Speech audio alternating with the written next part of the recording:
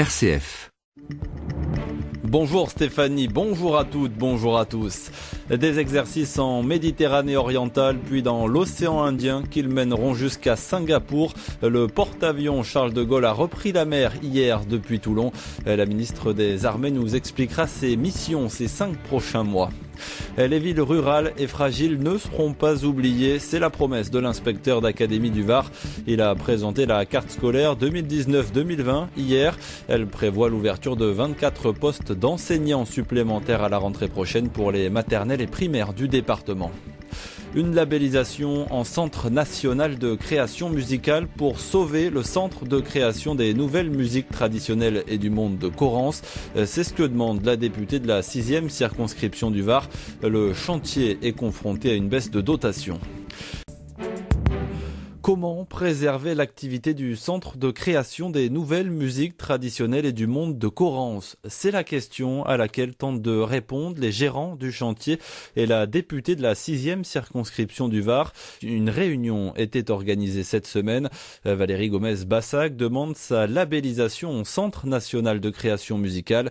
D'après la députée, cela permettrait peut-être de sauver ce lieu aujourd'hui menacé, Audrey Souriau.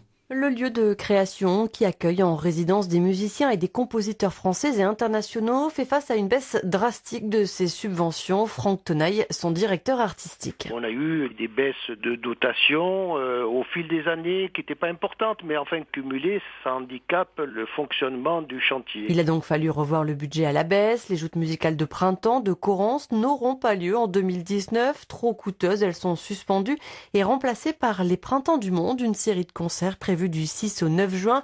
Pour Franck Tenaille, il ne fallait pas mettre en péril le cœur du chantier, à savoir la création artistique. On réduit un peu la voilure, donc on fait quelque chose avec moins de technique et on s'est resserré autour de nos spécificités, c'est-à-dire la création, le patrimoine culturel, la transmission, la pratique amateur et le jeune public. Pour assurer la pérennité de cet espace de création, la députée de la 6e circonscription du Var a écrit au ministre de la Culture.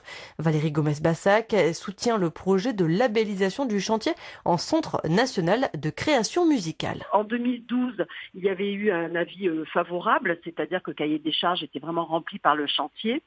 Et donc c'était vraiment sur la bonne voie.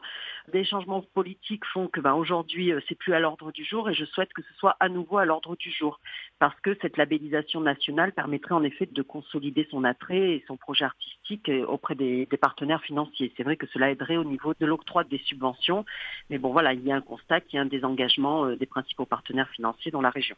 Et la députée de la 6e circonscription du Var et les gérants du chantier seront reçus mardi prochain au ministère de la Culture pour défendre ce projet de labellisation.